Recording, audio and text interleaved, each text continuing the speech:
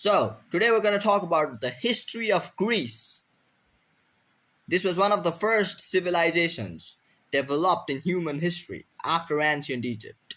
So, most people have this idea of Greece as it just came out of the fucking blue sky and it's a country.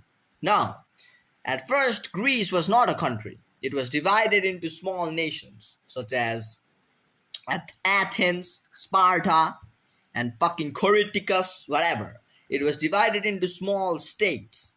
But then years passed and kings came along and kings went away. One king united one nation, another king united another nation, and all the nations combined. And then and only then Greece was formed. So do not confuse this as, oh no, Greece just popped out of the sky. That didn't happen. Another thing is that Greece gave you democracy. Now hear me out carefully. Have you ever heard of the term democracy? You'll be surprised to know that democracy was made in Greece. Demos means friend or people, and kratos means power. So demos plus kratos, people and power, means democracy. Cool. And you'll be surprised to know that people in the Greece even invented the marathon, the Olympic Games, mathematics. They were at the top tier of mathematics, philosophy. They were the flagship countries. Their buildings were profound. Their religion was profound. Their military was profound. How did it become profound? To understand how did Greece become such a profound nation, you need to understand the profound kings there. I'm pretty sure you've heard of the name Aristotle. So Aristotle was born in Greece. Aristotle is a scientist. He's a scientist, he's a philosopher. Just know that he was the first intelligent person born in that era. He was ahead of his time. And he was Alexander the Great's tutor. If you're wondering, why do we know Greek? It has to be because of Alexander the Great. I know you've heard his name. So he combined all the Greece together from small nations to a single country, and he spread Greek culture into other nations. He conquered everything.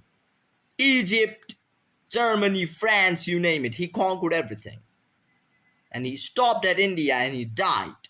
So, why was Greece formed? If someone asks you, because of Alexander the Great. You have your answer. That's why he is known so profoundly. That's why he is known as one of the greatest conquerors alive. To exist. Anyways, Greece was conquered by Europe. Well, not Europe. Greek was conquered by... Who the fuck conquered Greece? Yeah, Rome. The fucking... What do you call it? Rome. Yeah, the Rome people. The ancient Rome. Now, the ancient Rome is a civilization in and of itself. Because there we have Jesus Christ, we have Julius Caesar, we got Augustus, whatever. So, Rome actually managed to conquer Greece later on in history. And this was primarily because Alexander the Great died. After Alexander the Great's death, this motherfucking Rome came along and conquered Greece. As you'd fucking expect. So Alexander was the one who was the backbone of Greece. He was handling it all. He was a god's gift. So that's the entire history of Greece, I guess. So yeah, Greece gave you democracy. So if some nerd comes along and asks you, where was democracy established? In Greece. And I like this term, demos and kratos. If you've ever played God of War, you know what I'm talking about. Kratos, God of War. And we've got fucking demos. Like, duh. Fuck's sake. Demos means people, and Kratos means power. This was a strong term. So this is how you know where was democracy formed. You can even call this a bastion of education. A beacon of hope, a beacon of education, a beacon of philosophy. You name it, Greece had it all. Except for beautiful women, probably. Because I even forgot to mention, even the Spartans were in Greece. Well, obviously there's Kratos, so there has to be Spartans. If you didn't know who Kratos is, he's a demigod. He was born in the Spartans family. If you don't know what a Spartan is, let me tell you. Spartans were the best military forces in that era. They were the best. 300 Spartans could take out around like 100,000 soldiers on their own because they had a formation called the phalanx. They had spears and they had shield, and more important than anything, they had brotherhood. They knew how to operate as a team. Quick history of the Spartans. At the age of 7, they were left in the jungle alone. I don't know why, to survive and to hunt. They were not given blanket. They were not given anything.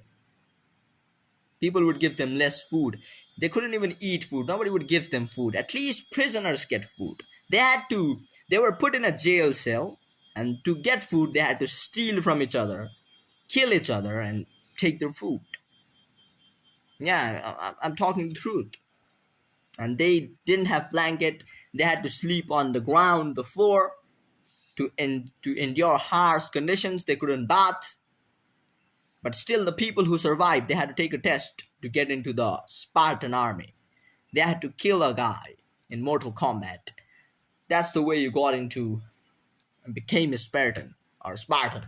Bruh, nobody in this modern age could do it. They would even fuck up the navies, bruh. So, they were the most fierce armies not in the history, but in that ancient history, just know. Spartans were in Greece. Alexander the Great was in Greece. Aristotle was in Greece. Socrates was in Greece.